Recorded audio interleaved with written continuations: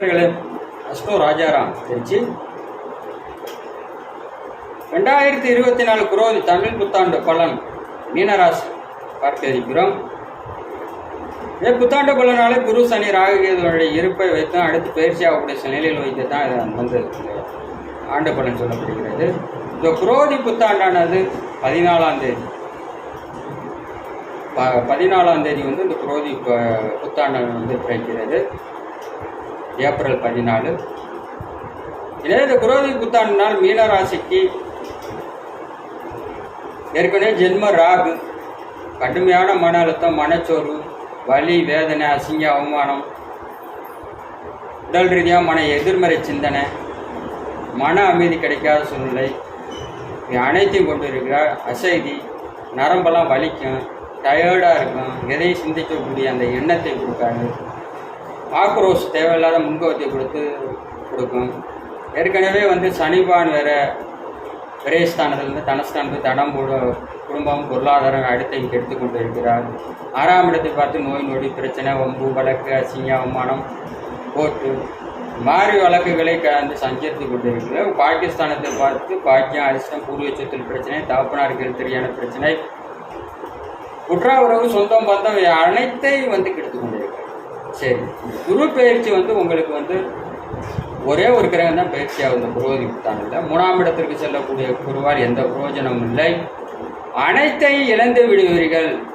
இதே வந்து எதிலும் வந்து நிதானமாக இருப்பது தான் நல்லது. குரு 3ஆம் இடத்துக்கு சென்று விட்டு குடியாயிரம் அப்புறம் கூட்டுத்தொழில் நண்பர்கள்லாம் சிறப்பாக இருக்கும். லாபஸ்தானங்கள், லாபங்கள், சிட்பண்ட், சேர்மார்க் இருப்பாங்க, மூச்சல், இதெல்லாம் மூச்சல் ஃபண்ட் அனைத்தும் நல்ல லாபத்தை கொடுக்க இருக்கிறார் என்று திருமண வாழ்க்கையும் கொஞ்சம் தள்ளி போடுவது நல்லது. ராசி லக்கணத்துக்கு 2, 7, 8 செவ்வாசனி இருப்பவர்கள் திருமணத்தை இல்லை திருமணத்தை வந்து நடத்தி கொடுத்து ஒரு பெண்ணால் வந்து அசிங்க அவமானிக்காவத்தை தாலி கட்ட மணினாலே கொடுத்தது. அதே மாதிரி வந்து விரயங்கள் ஏற்பட்டதாக 23 வயது வாழையில் காதல்ன்ற பேரில் ஒரு பெண்ணை அறிவித்தால் ரொம்ப அசிங்க அவமானிக்காகும். படித்து முடித்த இளைஞருக்கு சரியான வேலை கிடைக்காது. வேலை கிடைத்தாலும் கூலி கிடைக்காதுங்கிற மாதிரி அங்கே போனாலும் பிரச்சனை, மன அழுத்தம், இதெல்லாம் அடுத்து வந்து வரும். இந்த குரோதி புத்தாண்டு உங்களுக்கு நல்ல பலன் வந்து சொல்வதற்கு இல்லை. எதிலையும் நிதானம் அகலக்கால் வைக்காதீங்க, ஆசைப்படாதீங்க, யாரையும் நம்பி பணம் கொடுக்காதீங்க. இது வட்டிக்கு ஆசைப்பட்டு பணம் கொடுத்தீங்கன்னா போயிடும். அரசு ஊழியர்கள் வந்து லஞ்ச லாபண்யத்தை தவிர்ப்பது நல்லது. ஒரு தடவை கொடுக்கும்போது மாட்டி விட மாட்டேன், 2, 3 தடவை 4ஆவது தடவை விசில் சைடோடு வந்து மாட்டிக்கு வரும், உங்களுக்கு வேலையும் போயிடும். அதனால் வந்து எதுவும் வந்து நேர்மையாக இருந்தீங்கன்னா எந்த பிரச்சனையும் வராது. அரசு ஊழியர்கள் வந்து எதையும் வந்து தேவையில்லாத மாட்டிக்காதீங்க. எனவே வந்து எல்லாருமே நிதானம்.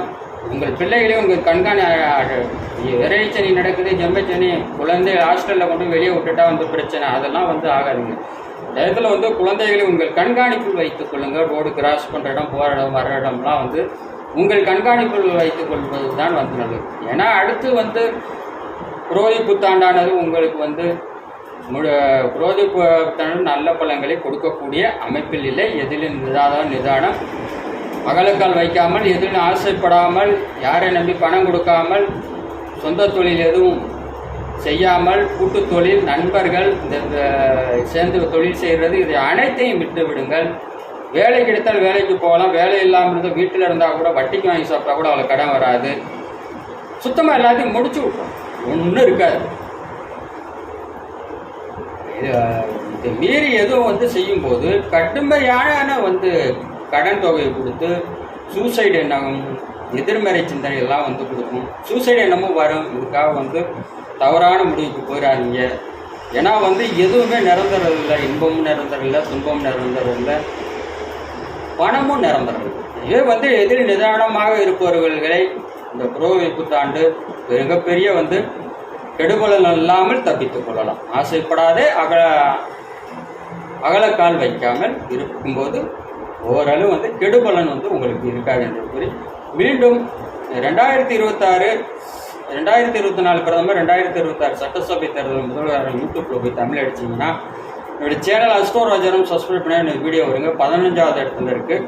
ஸ்க்ரோல் பண்ணி போனீங்கன்னா வரும். 11வது என்னுடைய வீடியோ தான் வந்து தனிப்பட்ட முறையில் வீடியோ இருக்குது. மற்றெல்லாம் டிவி சேனல்கள் என்னது மட்டும்தான் தனிப்பட்ட முறையில் கணிச்சிருக்கேன். ஒரே பதிவில் 2 தலைவர்களை வந்து கணிச்சிருக்கேன். ஒன்று ரிசல்ட் வெளிவந்துடும் ஜூன் மாதத்தில். 2026 தான் இன்னொரு தலைவர் வந்து தெரியும். ஒரே பதிவில் 2 தலைவர் கணிச்சிருக்கேன். 2026 சட்டசபை தேர்தலில் முதல்வர் யாருன்னு யூடியூப்பில் போய் தமிழ் அடிச்சிங்கன்னா என்னுடைய வீடியோ வரும். 2026 தமிழ்நாட்டில் நடக்கும் சட்டசபை தேர்தலில் முதல்வர் யாருன்னு யூடியூப்பில் போய் தமிழ் அடித்தாலும் என்னுடைய வீடியோ வரும், போய் பாருங்கள். கஷ்டம்தான், ஆனால் யாருமே ஒரு நம்பிக்கை இருக்காதான். ஏன்னா வந்து 2022 எப்படி 2026 தமிழ்நாட்டு முதல் கணிக்கணுமா கணிச்சிருக்கேன், கணிச்சு போட்டிருக்கேன். கண்டிப்பாக வந்து எதையும் வந்து ஒரு % வந்து எதுவும் கன்ஃபார்மாக தான் 2022 கணிச்சிருக்கேன். கண்டிப்பாக போய் பாருங்கள். மீண்டும் அடுத்த பதிவு சந்திப்போம். உங்களிடம் இருந்து உங்கள் அன்பு நண்பர் அஸ்டோ ராஜாராம். அனைவருக்கும் நன்றி.